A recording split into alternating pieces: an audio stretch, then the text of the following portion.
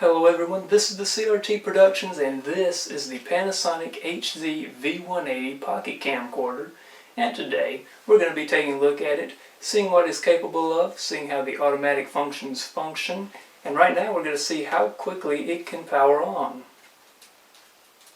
Bam, it's on, and I can quickly make a video recording. There's the camera I'm using to record right now, although right now I'm using the Panasonic HC-V180.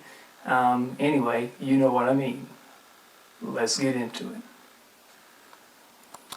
So I'll just go ahead and point out that anytime you see footage in this video that does not have the Panasonic HC-V180 in the frame, it's probably recorded with the Panasonic HC-V180, V180 I mean.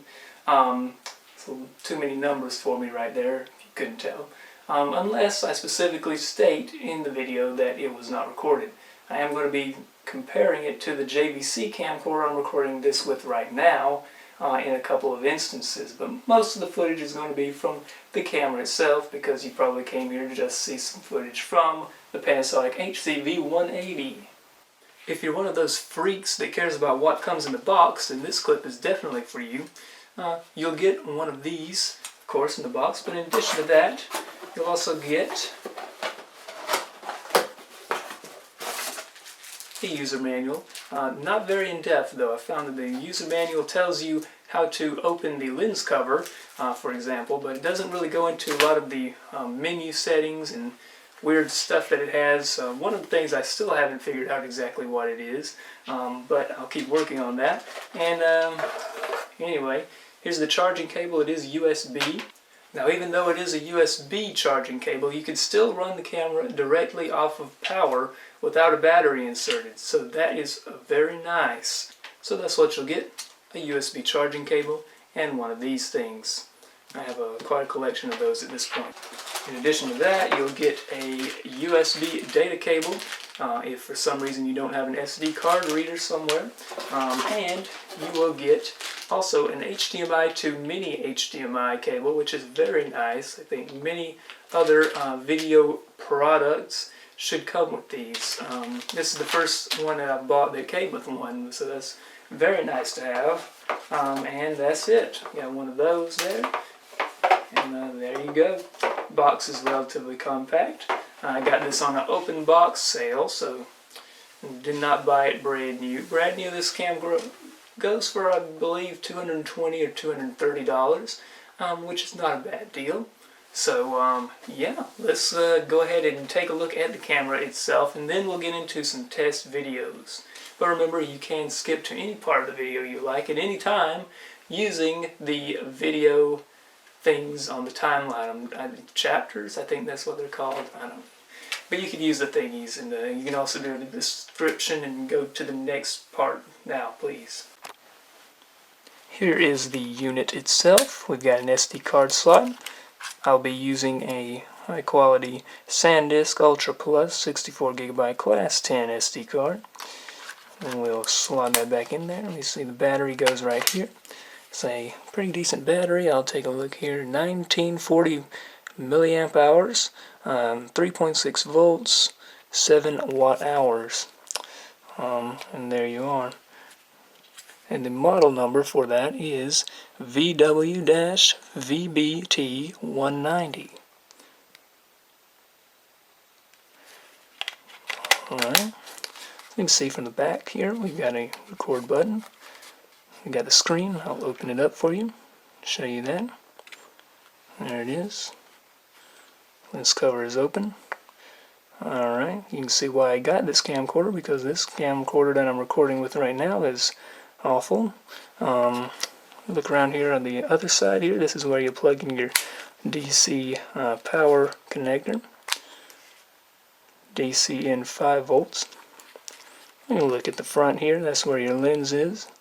And minimal advertising on this camcorder. Full HD, 10 megapixel still images. I'm not going to go too far into that, but we'll take a look at it. 28mm lens, equivalent. Take a look here at the buttons inside. This is a touchscreen unit, so you will use that for most of your menu searching. You got a USB plug, HDMI, mini HDMI connector there. power button there for some reason. I guess if you wanted to power it off. There you go, it's powered off, but I have the screen open because it turns on automatically, obviously, when you open the screen.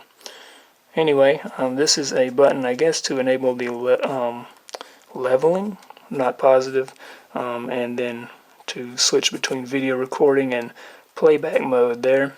And finally, you can plug in an AV cable there. It doesn't include that, but it has it there. That would be mostly if you want to connect a pair of headphones to monitor your sound recording. And really quickly, top points out it has 90 times intelligent zoom lever, and your still image recording button. Alright, here's the menu system. Once again, as just a friendly reminder, yes, this is a touchscreen device. So right here you have your touchscreen menu. You can see here, it has these little arrows. You can switch between other little menu items. You can zoom in and start a recording from the screen. You can adjust other settings here. I won't go into that. Won't go into exactly what they are because we'll go into the full menu and find that out. Setup is going to be setting your time and day and stuff like that. Let me try to get this a little more natural looking. Alright, that looks a little better. But we'll go into record setup because that's where the interesting stuff is. So for zoom mode, you've got intelligent zoom off. That will just go to the 50 times optical zoom limit. Intelligent zoom up to 90 times. Digital zoom 150 and digital zoom 500. I like to just leave it on 500 because it's ridiculous. Optical image stabilization. We have standard and active. There's another setting, I believe you can turn it off completely, but you can switch between standard and active. Standard will be your more normal image stabilization, I guess.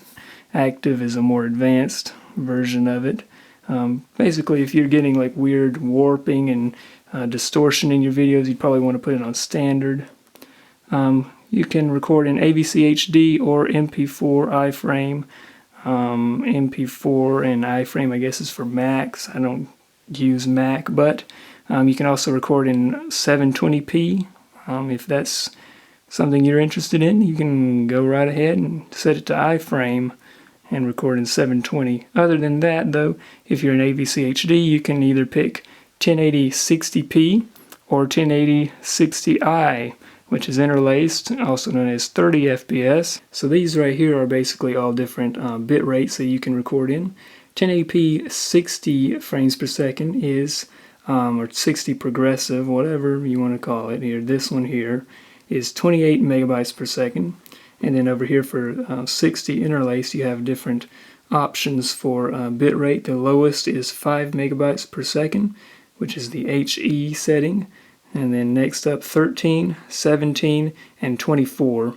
24 being the highest pH there on 1080 60i. It's a little confusing, but basically the higher one on this list is the better quality, and the lowest one here is lower quality, but you can record a lot more footage. So it's quantity over quality. And we'll go down to the next batch of settings here. Pre-rec, which I believe records a few seconds before. Again, this is not covered in the manual, bizarrely. But pre-rec, I believe, records like a few seconds before you press the record button, excuse me. It will record the few seconds before you press the power button, as well as continuing to record after that. Face framing is something you can turn it on. It will detect faces and put a little screen or a little box around people's faces.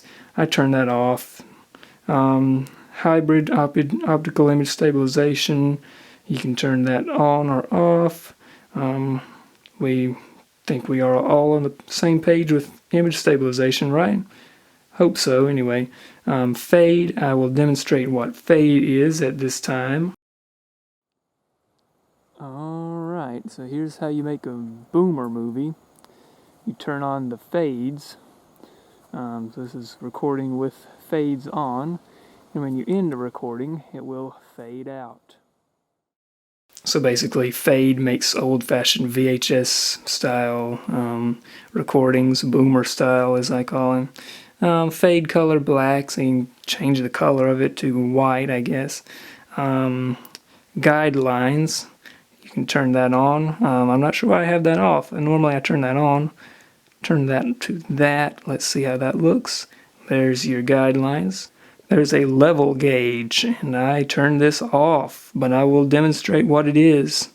Here it is. So basically, kind of difficult to demonstrate here real quick, but you can see what it's doing there. It shows you if you have your camera level or not. I have it on a tripod right now, but yeah, if I tilt it up and down, you'll see those little yellow things in the inside there go up and down. Now it's showing me that I have it level with the horizon, and you turn it down, it shows that it's being tilted down basically. So it's kind of a cool little feature, I guess. I mean, yeah, I'm just going to turn it off personally, but there it is. That's what it does. AGS is the one that I still have not figured out what in the world it is. When I turned it on, I started a recording, and it basically just stopped the recording after a few seconds. I recorded for about 5 to 10 seconds, and then it just stopped recording, and it said AGS mode is on the screen. And yeah, I don't really understand that, so I leave that off. Backlight compensation is if you're recording in a brightly lit scene where the light is behind the subject and the subject's looking kind of dark, but what's behind them is looking kind of bright. You can turn that on and it will brighten your subject. Basically, it will brighten the dark parts of a scene. Mic setup, zoom mic or stereo mic. I always put it on zoom mic because I usually record things that are improved by zoom mic. Basically, zoom mic will amplify your audio when you zoom in or as you zoom in, and stereo mic is just a regular microphone. So yeah, and mic level auto, you can set it to boost the audio all the time, or lower it if you're recording in a really loud setting like a concert, etc. That would be good to use. But anyway, yeah, the menu's not all that complicated. Doesn't have all that many fancy features. So why don't we go out and see how the quality of the video is, the most important thing. Alright, so here we are outside for a quick recording test. This is in the highest quality setting on 1080p, or 1080i, I should say, 1080 60i, so this is 30 FPS, interlaced 60, whatever you want to call it. And I've just spotted a little friend. There's a bird, but here they are right here. That's what we're interested in. There's our airplane test. That's a Southwest 737. Whoa. Oh yeah, I forgot I had digital zoom on. That right there is about 90 times. That is the intelligent zoom limit. And then we're going to zoom out here to about 50. That right there is 50, but now the plane's gone, so hang on a second. Oh, there's another one. Alright, I'm going to zoom into 50 right there. That's 50 times optical zoom. Very nice. Now I'm talking right now. I'm not holding it as still as I possibly could, but if I shut up for a second, I'll show you the rest of the zoom.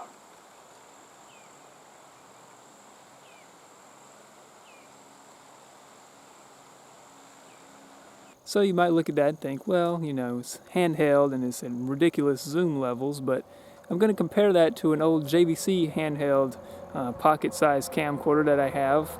It's from around the same time as this camcorder, and it has a little bit less optical zoom, but I'm still going to compare it just to show you the image stabilization capabilities of that JVC, and just for a quick comparison, take a look at this clip recorded with that other camcorder.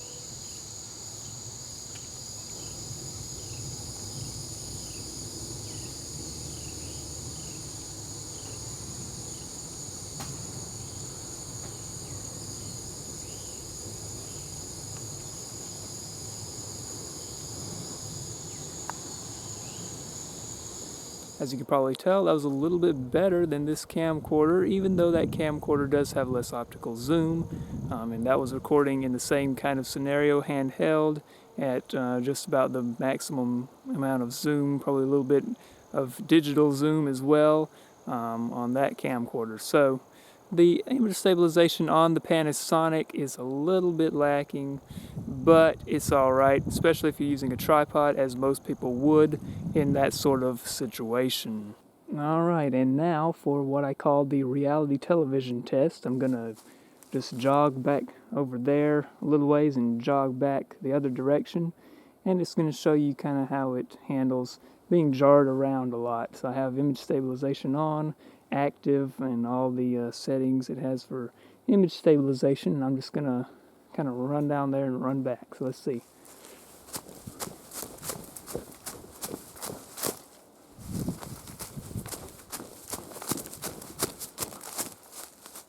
Alright, you can judge for yourself how it handled that.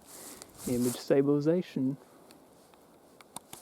Other than that though, in just regular circumstance like this, nice day outside, nice and sunny, a little bit cloudy earlier, but now it's nice.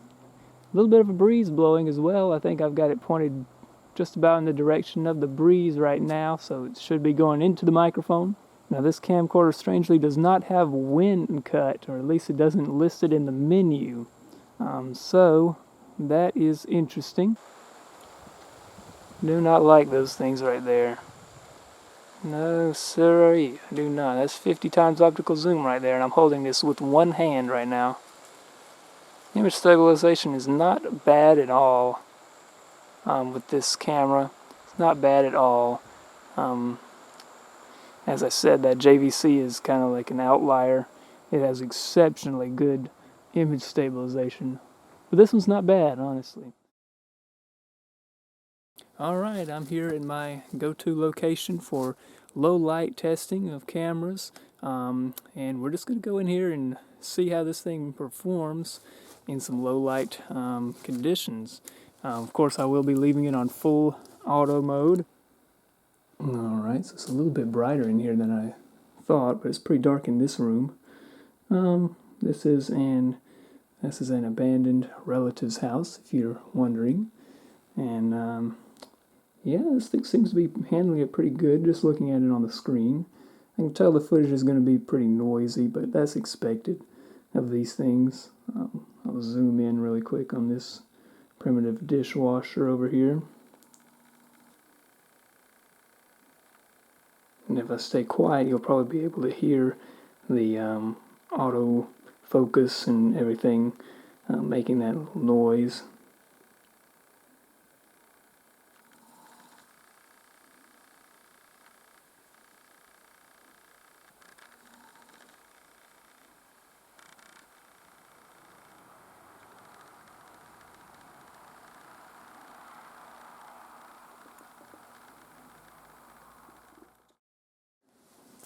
This room over here has some weird lighting.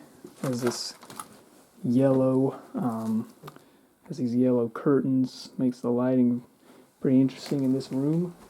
So just take a look around. This room is very dark. So if I look over here, it does a pretty good job of lighting it though. There's no lights, of course, in here. Ceiling fan is broken. Not even a ceiling fan anymore. So, but I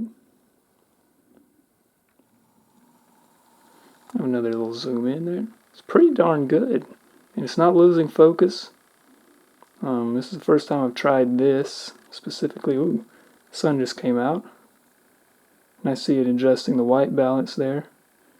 That's pretty accurate, actually. Yeah, that's pretty good. Because that the bed there is pretty close to being white. Take a little walk over here,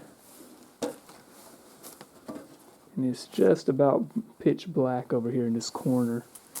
So look over there.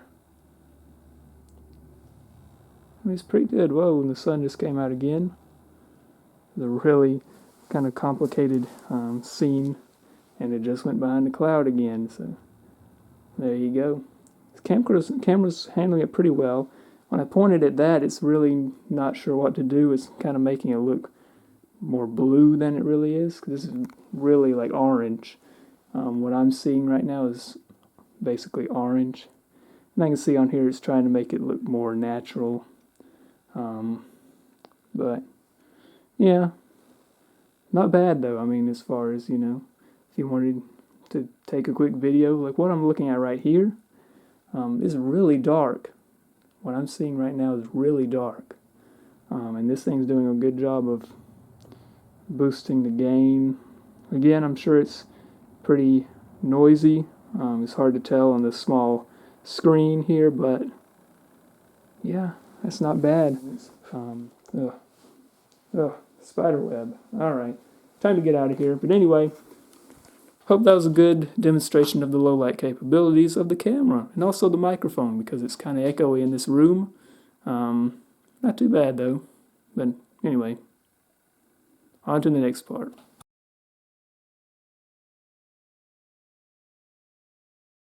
Well, that was the Panasonic HC-V180 pocket camcorder. I was quite impressed with it personally. The zoom, of course, big selling point. 50 times optical zoom, 90 times intelligent zoom. Very good quality video for the price point and the size of the unit. Of course, you can get big old bridge cameras nowadays with crazy amounts of zoom, but they generally cost a lot more and are bigger. This thing can fit in your pocket and record high quality video with a ton of zoom. Again, this is the type of camera you throw in your pocket, pull it out when something interesting is happening, and record it, zoom in on it, run around, shake it around. That image stabilization will take care of that. The optical zoom is very nice. Just the versatility is what you're looking for in a unit like this. And I think it's very nice. So, if you enjoyed this review, please subscribe and like the video. And hopefully I'll have more reviews in the future. If you don't like this type of stuff, don't subscribe. And yeah, there you go. If you found it decently useful, you could give it a thumbs up. You know, just a suggestion though. It's just a suggestion. Not going to make you do it. Just whatever. It is what it is. So thank you very much for watching, and go ahead and take this sucker and record something into something. I don't know. Anyway.